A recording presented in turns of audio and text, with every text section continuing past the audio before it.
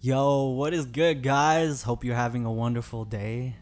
I just want to start off the video stating that I'm nowhere near a professional and that I'm only speaking from what I have learned from writing so far. And yeah. So, with that being said, let's get into it. Aha. Alright, first things first, proper gear.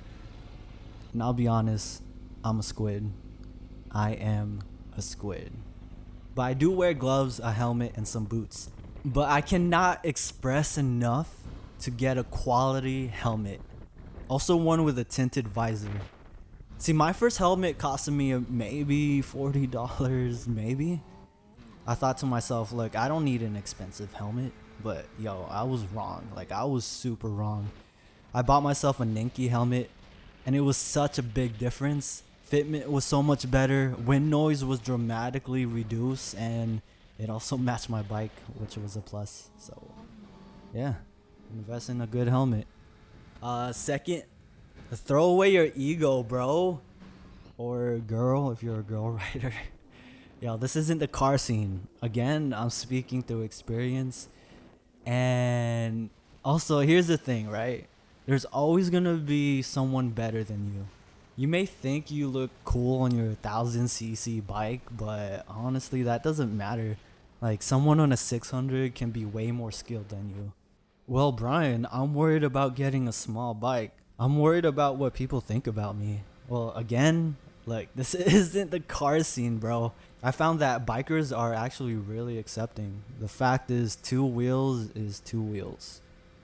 Except for mopeds, but I'm just kidding. Nah. So my first bike was actually a ZX6R 636, baby. Honestly, like, I felt like I was the shit. And I know what you're wondering, isn't that bike like too powerful for a beginner? Shouldn't you start off with a 250?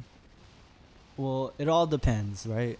Honestly, I'm glad I started off at a 600 cuz I'm getting to a point where I'm starting to get bored of the bike. And I've only been riding for less than a year. And I can only imagine how I would feel at a 250. And yes, I was pretty intimidated by the bike. Like, I was so intimidated that my friend Andrew actually was the first person who rode it. How sad is that? Yeah. Yeah, it's pretty sad, right? You can start off with a 600, but remember to respect the bike and don't do nothing stupid. Well, at least not right away. Also, get some sliders. This is probably the best investment you can get for your bike. So, what do sliders do? Well, basically, they'll save your bike if you drop it. It won't protect all of it, but it'll protect most of it. Also, it'll help you get some leverage when you do drop it. I'm just talking through experience again. I've dropped my bike the second day I had it, and it cracked my fairings. And I wasn't even moving. But if I had some sliders, it would have saved them. And that's all I'm gonna say about that. Plus, you can get some cheap sliders for 15 bucks. I'd rather spend that than spend $500 on some new fairings or even risk bending my sway bars. And that's GG. So let's talk about cornering. My motorcycle class that I took didn't really talk much about cornering because it was a beginner class. Imagine this, you're going to a corner and you find that you're going too wide. You think you might go into the other lane. Here's what I learned. You need to push. You need to get your ass off that seat and push the handlebar. Trust me, I've been through this plenty of times. Another thing is braking during corners. When I took my class, they told us not to brake during corners. But eventually, I learned that it's actually perfectly fine to brake during cornering, aka trail braking. But I also see why they didn't teach us this for the fear of like locking up the brakes or even sliding. One tip about braking through cornering is to practice feeling your forks going down. Just practicing this actually helped me with my braking a lot. So let's talk about coming to a stop. Should I engine brake and use the brakes at the same time? Or should I clutch in and just brake? Is there a right way to come to a stop? Simple answer is no, there really isn't.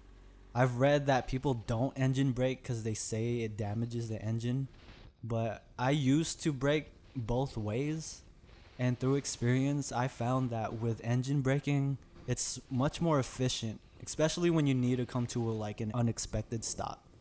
And that's actually saved me a couple times. But yeah, that's the video, guys. I hope you guys enjoyed the video. Let me know if you have any questions or want to share any other tips. Otherwise, ride safe and have a good day.